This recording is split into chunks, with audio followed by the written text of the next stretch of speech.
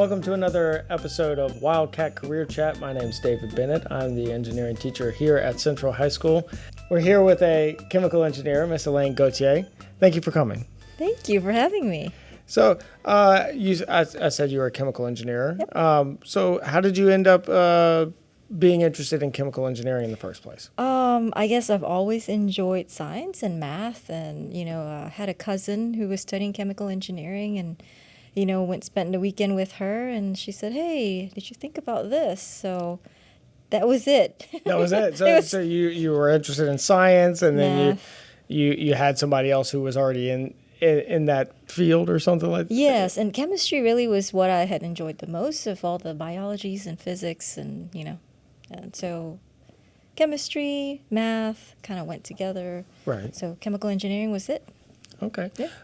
So what's the difference for students who are unaware, the difference between like a chemistry degree and a chemical engineering degree? That's a really good question. So when you major in chemical engineering, you get an automatic minor in chemistry because you take so much chemistry. Okay. Maybe up until your junior year, you take a lot of the same classes, but there's a lot more math involved and in chemical engineering, and I guess you look at more of processes that occur versus like the chemistry and reaction. You look at how things are like made, like in a manufacturing type realm. You learn about equipment. Okay. So how it's like the pots and pans of industry. Oh, I love that phrase. Yeah. I've never heard it put that way. That's like, cool. I tell my son, so I tell Ethan, and my son goes to Central High, and we tell him a lot, chemical engineering is like cooking. It really is. Yeah, but that's a great analogy because you have ingredients that you're starting with, and you're trying to make the final product, whether it be cake or crude oil turned into gasoline or whatever it may be. That's right. Okay, and so you said the main difference there is that you're looking more at the equipment and how to get that process to happen, versus just what's happening on the inside, I guess, is the question. Yeah, that's right. Okay. Absolutely. Well, that's fantastic. So, which college did you go to? I went to a local school, went to LSU. Both my husband and I are LSU graduates, and we're excited to be local and, part of the community. Yeah, it's nice that here in Baton Rouge or in Louisiana, we have so much chemical engineering going on, right? Yes. So it's a great field to be in Louisiana. It's wonderful. There's a significant footprint for engineers here. I think in some of the other states, if you major in engineering, it may be difficult to find industry and job. But in the Gulf Coast area, it's super easy to find a job. And we're one of the highest paying, for oil and gas and industry. Right. Yep. Yeah. And so once you finished your degree, how did you move into your job? Like, what was the process for you? Did you have an internship or anything like that? Yeah, so that's a great question. So I had several different internships with multiple different companies, all of which were chemical type companies. So we made different, like I did research and development for a company as an internship, and then I did with a, pharmaceutical company, and then I moved into, several other, all in chemicals. And then, in the future, I'm going to be moving into refining. Okay. But yes, and internships are one. So I guess leading into that, how do you get into industry from school?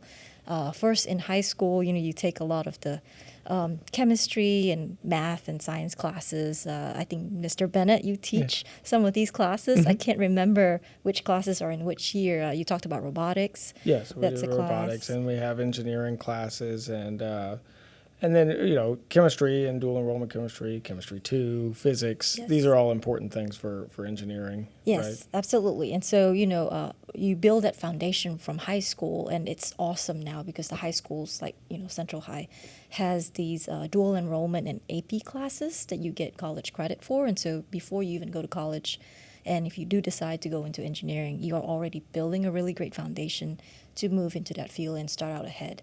Now, in recent years, internships actually start in high schools. Really? Yes. Okay. And so there's several companies, and out in industry, and folks can do some research. It'll pop right up. But some companies do offer internships at high school level to introduce students to engineering, to mechanical crafts. And so folks can experience it firsthand, shadowing with real life professionals to see what a day in the life of a machinist or electrician or millwright or an engineer would be like. And so they get to go in industry for a couple of months and, just follow folks around and just see what a day in the life of that person would be like and ask questions and network and experience that. And so from the high school foundation to a high school internship, moving into college, you would select, some kind of a engineering degree, but you get internships in college as well. So most students do several internships before they graduate to get real life hands-on experiences. Yeah. Yep. Yeah, it's so helpful to be able to, because in your classes you learn all this theory, but to actually see it applied is such a different experience, Yes. right?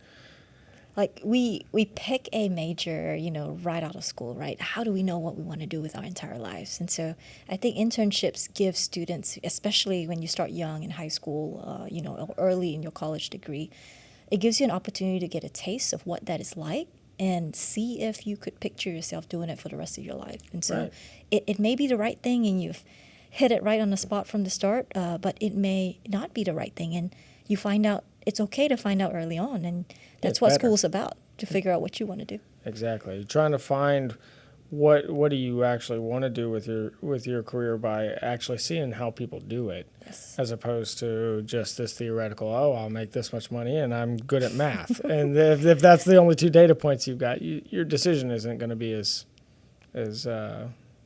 close to what you really need, Yes. right? And there are so many different industries and so many different kinds of engineers, and every single person has had a different background and exposure and experiences. And so meeting these people as you have internships or different venues, whether it's through a club or so through some kind of professional committee or type of forum, it just allows you to talk to them and just see what they've experienced, and it may spark some interest in the different students to Yeah.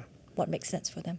Right, because like one of the things that you mentioned, you said that you interned with like a pharmaceuticals. A lot of people don't think about that as a chemical or chemistry engineering thing. They, when you hear chemical or chemistry engineering, they think these big refineries or whatever. But chemical engineering can fall under that category as well. Yes, absolutely. So there's so many different versions of it. I'm sure ice cream company has a chemical engineer. Just so many different kinds of things. Right, For, or a brewery or anything that's like right. that. Brewery, insecticide company. Like NutraSweet. We made chemicals for NutraSweet, and they tested it in Subway in their cookies. Really? So Okay. Well, there you go. lots of different applications of chemical engineering, and Yeah. So trying to so your advice, I suppose, to the students is try to go find some real life experiences as opposed to only educating theoretically. Yes, Yeah. a lot of what we do is applied. Applied sciences, and some folks do go the academic route. There's nothing wrong with that. But, Right. there's also the applied science route. Right. Yeah. And so I guess once they've got out of their education and they've gotten some real life experiences through those internships and stuff like that, how would you advise students whenever they start to actually look for that long-term career? Yes, that's a great question. So, starting in their freshman year, there are companies that go through schools during the spring and fall semesters. They call it like career expo or interview cycle seasons, and they come through. Many of them come through like career services. So like LSU has a career services, and students would sign up for interviews with them. The schools have such a large number of support activities to help students prepare for that. So they've got mock interview sessions, resume writing classes. You don't have to do any of this on your own. There's a ton of resources out there to help the students be ready. There's even like a professional dressing class to, show students what they should wear when they head into your first interview. So all of these things are out there. But I did prepare a few, short little tips for students as they come and approach their first interviews, whether this is high school, because I've seen high school students go through their first interviews. Yeah. And then also, as freshmen to sophomores, as you approach your first interviews, how and what to expect. Okay, so you got some tips and trips I got for a few us. little tips. So Okay. let me see. I didn't memorize any of these, but figured we'll talk through it. Being prepared, that's a big thing on engineers. Is Yes, being prepared. make lists, right? Make lists. That's right. Try and get ready. So we use the time as well as we can because we're Yes. busy people, right? That's right. Research the company. Okay. So it's important for students, whether you're in a high school setting or college, to kind of research the company that you're applying with. It shows interest, and then it helps you kind of figure out what type of work you'll be doing with that company. So, I always tell students when we, help them prepare for interviews, whether it's high school or college, look into them a little bit. Are they the largest employers in the state? What do they make? What type of work you would do with them. So a little bit of that. We talked about dressing appropriately. So interviews now don't always happen in person. They can happen via Zoom, they can happen in person. And so whether it's remote, virtual, or in person, you always want to dress professionally. So you see Mr. Bennett here, he's taken, some time to dress nicely for this, session. But dressing appropriately is, quite one of the key things to start interview nicely. Yeah, dress for success. Dress right? for success, exactly. Body language is another thing. So, if you're doing an interview and you're slouching, Yeah. or yawning the whole time, This number. it gives a different Yeah. perspective and different body languages. A lot of people say like what's coming out of your mouth is probably a smaller percentage than what your body is relaying. Like your body language actually Yeah. speaks a lot more. So body language is important, and practice active listening. So you want to be able to respond to questions when your interviewer asks you for feedback or just making small talk or something. You don't want to go. Right. Trying to pick up on those little details that somebody says and then bringing them back to them Yes. makes people, it can impress people because you're showing attention to detail, you're showing an interest. Those are big things for people, and it just makes people feel good if you remember that they mentioned they had a kid or something like that, and That's then right. you mention it again. They're like, "Oh, this person cares about me." That's right. It makes for an engaging conversation, right? And the thing is, the key is to kind of connect in some way with your interviewer. Right. The third point was be on time and be ready. Be early if you can. Respect the interviewers and your own time commitments. Right. Folks are busy. You may have just a certain amount of time slotted for the interview time slot. So you want to make the best of that time. Absolutely. I know at least whenever I was going to interviews, I would always try to get there at least 30 minutes early. I didn't care if I had to just sit in the car for 15 minutes, but if I could make sure that I was there on time, it just makes it that much better for the interview. They say, "Oh, this person is punctual," and they show up. That's right. And it gives you a few minutes to catch your breath, calm your nerves. Yeah. Because sometimes you may be running from class to class and get to the interview. You don't want to start your interview out of breath and just, Right. a little bit flustered. Yeah, that's a great point. One tip I'll add on top is when you show up early, have yourself a pump up playlist. So like if I have a little playlist that I'll put on that's like music that makes me feel like I can conquer the world or whatever. So you got to find those songs and you put them in a playlist, and then you have, if you show up early, 10 minutes to listen to your pump up playlist and get ready to go and kind of clear your mind. That's an awesome tip. I've never heard that one, but I bet that works. That's awesome. Yeah, it does. Something else, maybe practicing common interview questions can calm nerves, helps you prepare. So what we tell students preparing is that, come up with a few examples of things that you're proud of. Whether it's something you led for church or for school, something you participated in, some kind of program, any community service that you do, things you enjoy doing, or even maybe your failures, what you learned from them. If you can think of some of these examples, you can kind of morph them to some of the questions that are being asked, and that way you'll be more prepared, for some of the things that come your way. Right. That's great advice. They always have those standard kind of interview questions. A lot of companies have like a script. Yes. Yeah. And there's always the like, what's something where you overcome adversity, or where did you show leadership?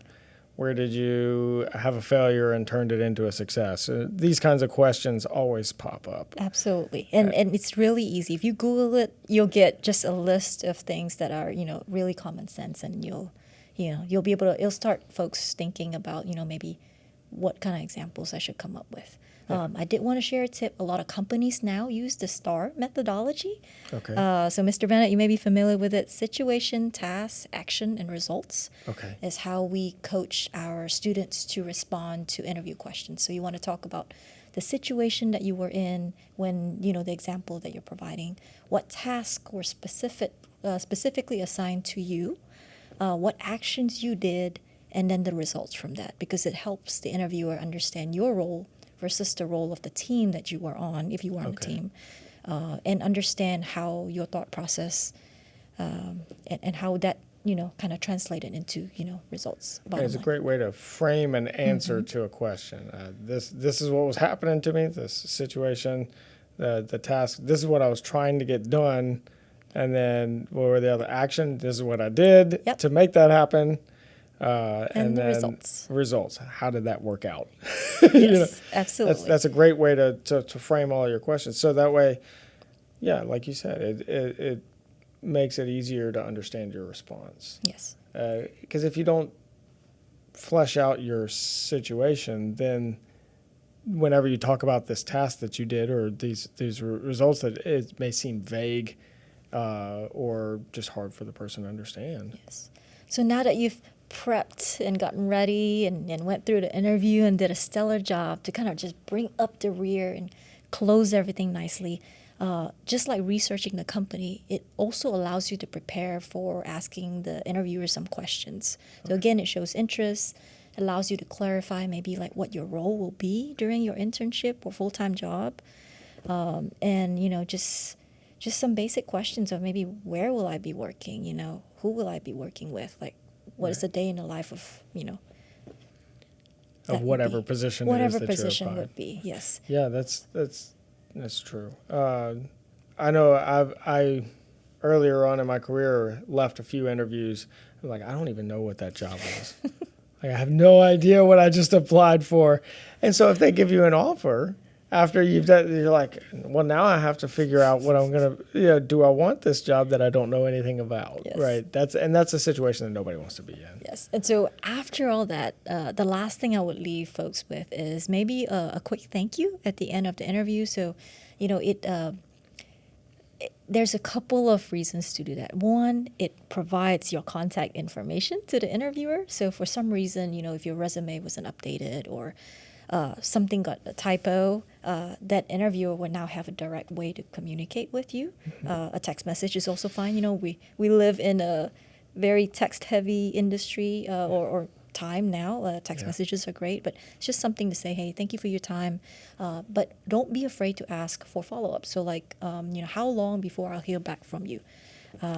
Most companies try to do a really good job with closure, letting folks know whether they were accepted or not for an internship or full-time jobs. But if you don't hear back, definitely don't be shy about reaching back out because it also shows interest. Sometimes it takes a little bit longer for folks to go through, the candidates list and making that selection. But, if you follow back up, you're fresh in their mind. Yeah, that's a great point. Out of sight, out of mind. Yep. If you not bug them, but if you make them aware that you're still interested, then that can help you stay on the list, right? Yeah, absolutely. And then I would say the other part of that follow-up may be as well, if you're applying to multiple jobs, you need to let them know, hey, I've got a timeline on this other job offer as well. And it may mean that you may miss out on me if you don't give me an offer soon. And so it may open up that more choice for you as a person because you'll have two offers on the plate as opposed to accepting an offer and then not being able to take the next one. That's really, really great advice because a lot of times that is the scenario, and that competition also helps move offers faster with companies that may be a little bit slower. The other thing where I would say for newer or just younger interviewers, what we started doing is that, if folks ask for feedback at the end of the interview, we take some time to do that. So tell them like where they did well and maybe where they didn't do as well, so that, you talked about, they may be one of many interviews that they're going to go through. It helps them build their skill set in interviewing. So get that feedback, use it, and do better at the next one. That's such great advice that I haven't ever thought about. Like at the end of your interview, regardless of whether or not you decide to hire me, Yep. how did I do and where could I have done better? That's so good. I'm dumbfounded. I never would have thought of that, but that's great advice. Yeah, we started having students do that, and we thought, why not, right? I mean, some folks bomb interviews, but it's not because they, it's just from lack of practice, maybe lack of experience. And so the fact that they asked the question means they want to get better, they want to learn, and everybody wants to help. I mean, if I was interviewing someone and they asked for that, I would be so impressed with that person, because that shows a desire for growth. Yes. And that's something that some folks don't have, and it's very discouraging to work with someone who has no desire for growth. So that just asking that question may be a change in perspective for the person who's looking to maybe hire that person. Yes, absolutely. I mean, an interview is all about connection, right? So the person interviewing wants to get hired. The person who is doing the interview wants to hire that person, but you're really trying to find the right fit. Not every company is the right fit for an individual, not every individual is the right fit for each company. And so they're trying to find that connection and that right fit. And so if you can make that connection and leave a great, great impression. Impression, it helps. Yeah, Yep. that's so true. Wow, that's some really, really good advice. Thank you so much for all that. Awesome. So let's think for a second. So now we've talked about the interview process. Let's talk about moving into your career.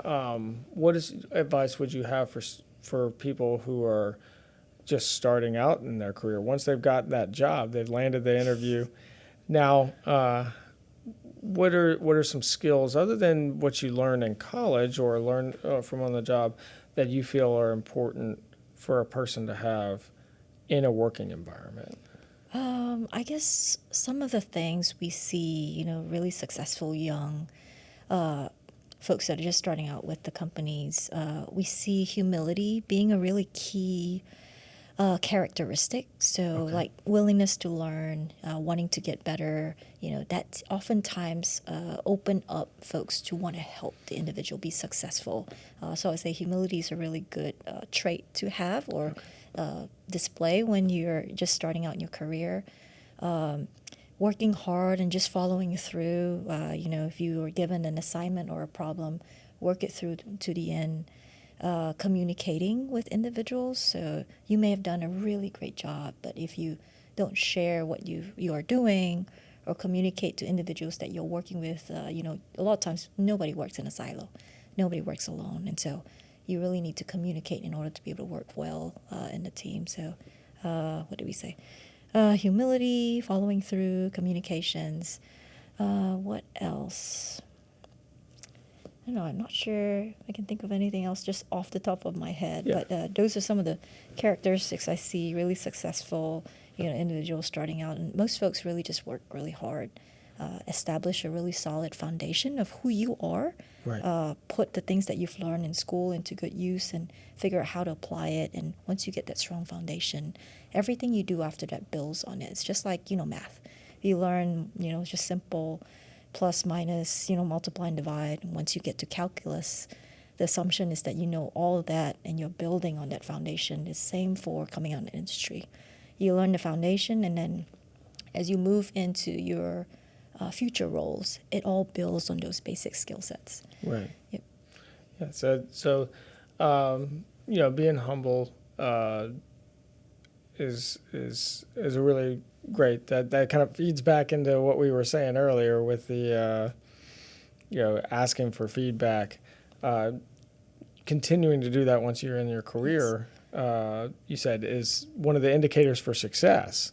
So being able to admit that you don't know, That's right. It's okay. means that you're going to learn something, and most people are willing to work with someone who freely asks for help. Yes, we expect folks not to know. That's why they're there, right? Yeah. To learn, to grow, and to develop. And, it's normal not to Yeah. know. It's okay.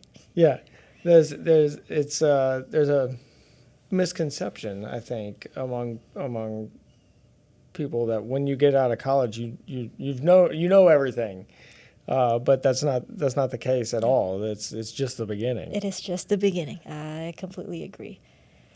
So what else we would say? I think during some of our conversations, you ask about being a female Okay, yeah. in industry and how is that? Yeah, so like, because I know in my previous career, we had women in the organization, and that was fairly normal. But there is a population difference there, at least, and historically that's been the case. So has that ever really been an issue for you, or is that something that wasn't really a problem? I actually would say so I've been out of school for about 22 years, and I can honestly say it hasn't been an issue. So you are absolutely right. Industry has changed over the years. So initially starting out, there was a lot fewer women, but I guess maybe I'll start off in school. In your engineering classes, depending on which field you pick, some engineering streams have more women. So like chemical engineering is probably very close to 50-50 with men and women. And some maybe like petroleum engineering tend to be more male-centric. Okay. It doesn't mean women can't do the work. Oh, obviously not. No. It's just maybe interest or where they apply that field. I don't know. Yeah. But it just observation that chemical engineering tends to have a lot of women in it. Okay. Starting out in industry, I guess. There are fewer women than men, maybe just, historically, but over the last 20 plus years, the landscape has changed so significantly. Yeah. I'll give you an example. So the company I work with now, both plant managers are women, and that's probably not something we're used to 20 years ago. Yeah. But there's women leaders in every layers of the organization. It also depends on maybe which organization you work with. Some folks are in maybe the mechanical group, which is the one that I'm with. Some folks are with the technical department. Maybe folks are in safety or in engineering. And the mixture of men and women are maybe a little bit different in some of these. So in mechanical, there are less women because if you look at the type of work, the machinist work and millwright work and things like that tend to be a lot more physical, and maybe it doesn't attract as many women. There are some, but not as many, and so it tend to be more male dominated. But there are still women out there, and you never feel strange being the only woman in the room. Every now and then you notice it, and you go, oh, and then as quickly as it comes, isn't really it an issue disappears. so much No. anymore, and that's reassuring to hear. I try to encourage my female students to say, look, this isn't a guy's job, at least not anymore. Maybe it was 50 years ago, but not so much now. So an engineer's job doesn't require physical strength. Right. And so there really isn't that, physical difference, or, men can do certain things and women can't, or just physically. I was going to share maybe some stories. So, with ExxonMobil, and that's the company I work with, we have, I guess, one of the longest tenured female engineers in industry. She was the first one hired in ExxonMobil, and she's still there, Miss Barbara Beckman. And Okay. she's touched so many people's lives. And, you hear the stories that she would say, like, when she started with ExxonMobil in the 60s, there was certain dress code, and she talked about how when she was in school, there were curfew times for women in dorms, and Okay. they had to adjust. Like, so in engineering classes, you have a lot of labs, and you may, do your labs or senior design or something later in the day. And how do you do that when you're, you have curfew hours? That this was in the 60s, and she talked about, coming out in the industry and working the plant. And at that time, there were no ladies' bathrooms in the field. Oh, wow. Or control centers. And we take that for granted, right? In the world we live in today, there's, bathrooms everywhere for males and females, but in the 60s, that wasn't the case. And so you see how we've kind of moved and modernized from the 60s all the way, like 60 years down the road. It's just the norm now to have everything. Right. Yeah. So. Yeah, it's great to see the progress that we've made in that category, so that anybody with the intellect to get their chemical engineering degree and the desire and the interest can do it now. And so it's great to hear that. And it's cool to hear the history of the people who had to kind of say, hey, I need a bathroom. Yes, that's right. I mean, the basics, right? There's just the basics. Yeah. We don't even think about that now. Yeah, and it's not even an issue anymore. No, so that's reassuring. Yeah. I just thought that was a fun fact. And that's cool. Well, I really appreciate you coming and talking to us about all this. This has been a great conversation. If you had any other little tidbit that you wanted to give to students about engineering or pursuing their careers, what would be some last little thing that you might want to say? I think the last thing I will leave the students with is that the intent. It's why are you in school and why do you go to college? I see a lot of folks, they'll say, hey, I'm going to go to college after this, or I'm going to go to a trade school. But the whole point of doing this next layer of education is to get a job. It's not to get a degree, it's not to get a certificate, it's to get a job so that you can, support yourself, support your family, have a good, good living.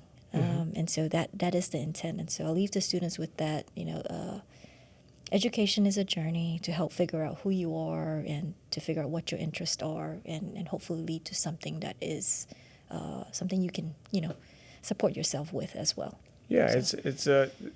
Education is a tool and a means to finding your why. Yes. I guess is the word.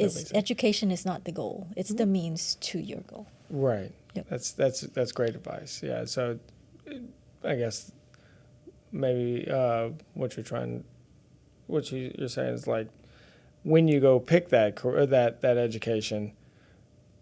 Think about why are you doing that in the first place, right? That's right. And, if you'll enjoy doing it for the next 30, 40 years of your life. Yeah.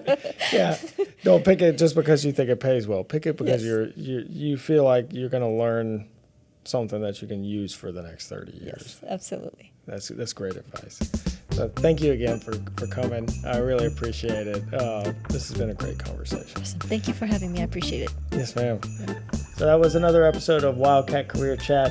Thank you for watching. And remember to find your passion and build your future.